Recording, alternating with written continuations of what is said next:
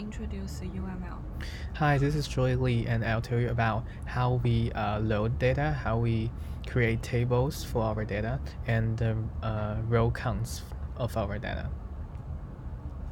Here is the UML design, and we have 10 classes. Between them, we have users and restaurants. For the users, there are two kind of users, the customers and merchants. And a user can have many credit cards. If a user is deleted, then the credit cards will be deleted too. And for the restaurant, a restaurant can have many dishes.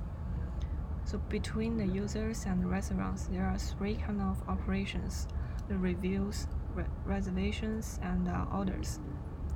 The reviews will have a user ID and a restaurant ID, and for the reservations, it also has the reservation, the user ID and restaurant ID, and it has status types. The status types has pending, confirmed, and finished. So for the orders, it has a user ID and restaurant ID, and besides that, it also will have the order details, and it connected with the dishes.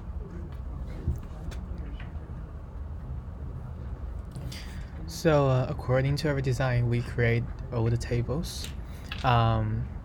First of all, it's users. It has user ID, like username, everything related to this, and we create customers. So it's a kind of user.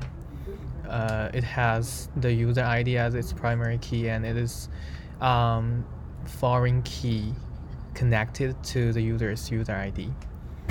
Then we create credit cards.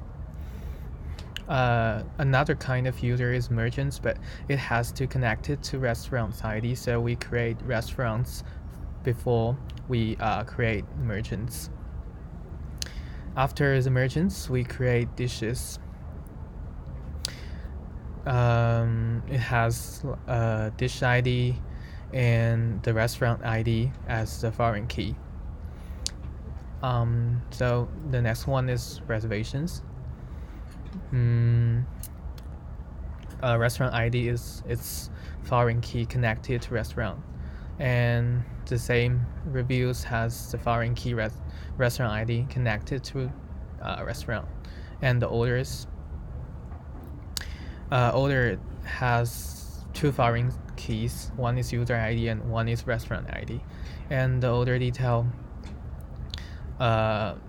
It has the order ID as a foreign key and dish ID as the other foreign key. So here is the row counts for our each table. The customers is a kind of user, so the users, the restaurants, and the dishes are three main data sources we inserted into our database. So for the restaurants, a part of the restaurants we get is from the UPI, the API, and another part of the restaurants we get from Yelp. So we use these three Python to get the data.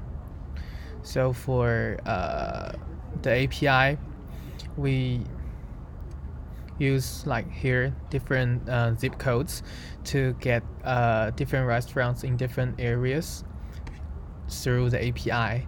And here is the Yelp. We get the data from the business.json, and this JSON file is provided by Yelp. So we use this two program to get all the restaurants information.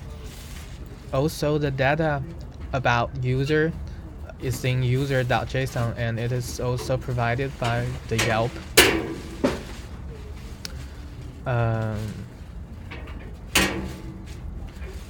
So this is three main data sources we are using now.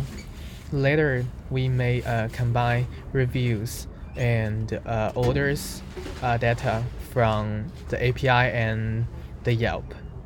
So this is our PM2 assignment.